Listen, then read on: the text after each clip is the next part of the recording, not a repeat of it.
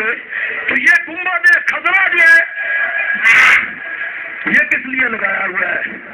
وہ تو کعبے کی شرف، لیکن بات یہ ہے کہ اس نادان کو یہ پتہ ہی نہیں ہے کہ کعبے کو کعبہ منتخب کرنے والا کون ہے، کعبہ قبلہ بنا کس کی مرضی سے ہے؟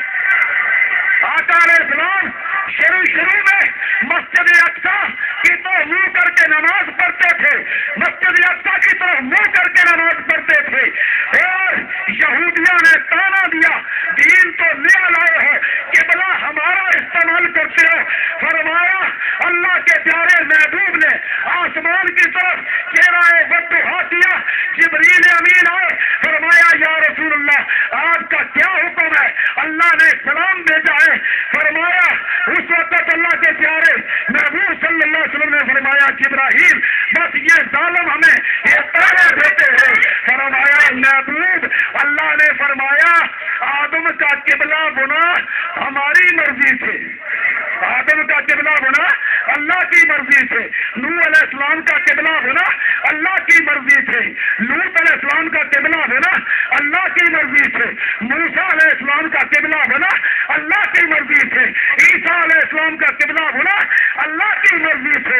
جبرائیل علیہ السلام نے فرمایا اے محبوب یا رسول اللہ، اللہ نے فرمایا اے میرے محبوب آج تو جدھر منہ کرے گا، جدھر تو منہ کرے گا تیرے لیے کعبے کو قبلہ بنانا رب قدیر کا کام ہے، تو جس طرح منہ کرے گا ادھر ہی تیرا قبلہ بن جائے گا۔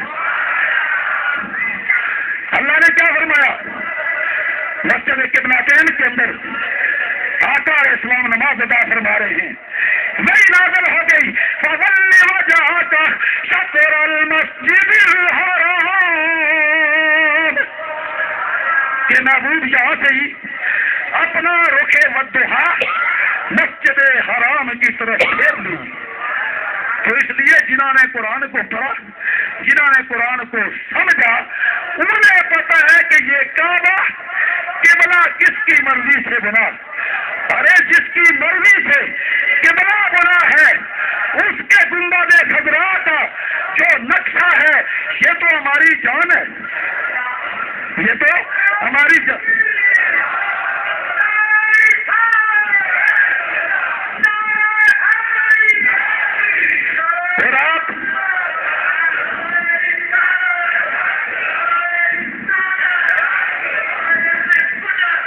اور آپ یقین کریں کہ اگر کوئی بندہ مجھے، میں چیلنج کر کے کہتا ہوں کہ کوئی بندہ اگر مجھے نعوذ باللہ یہ بات کہہ دے کہ تم نے گنبد خضرا کی تصویر یا نقشہ کیوں لگایا ہوا ہے، وہ اس کی زندگی کا لا الہ الا اللہ محمد رسول اللہ وہ اس کی زندگی کا آخری دن ہوگا۔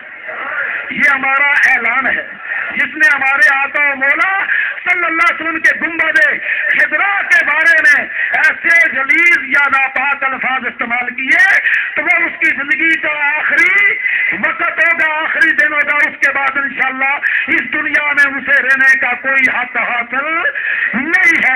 اس لیے مسلمانوں اللہ نے فرمایا کہ میرے محبوب کے غلاموں میرے محبوب کے پیچھے پیچھے چلے آؤ، بس اس کا تمہیں فائدہ ہوگا کہ اس دنیا میں قبر میں حشر میں آخرت میں کام آئے گا۔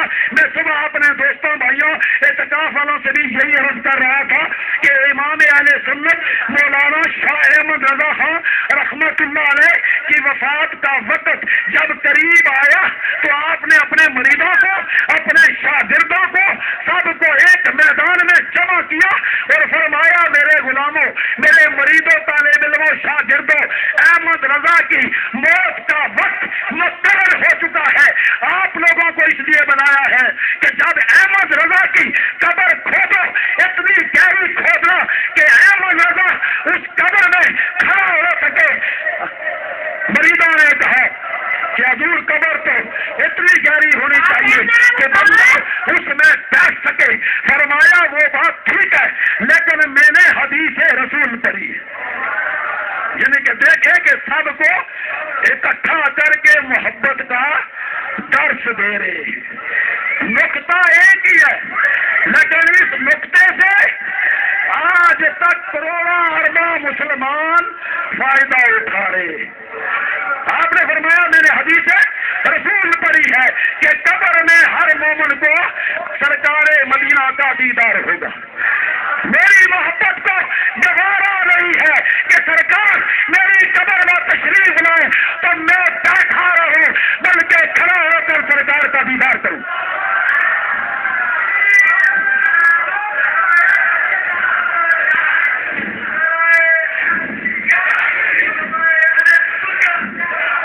تو اس لیے فرمایا کہ آنکھیں والا تیرے جبل کا تماشا ہے،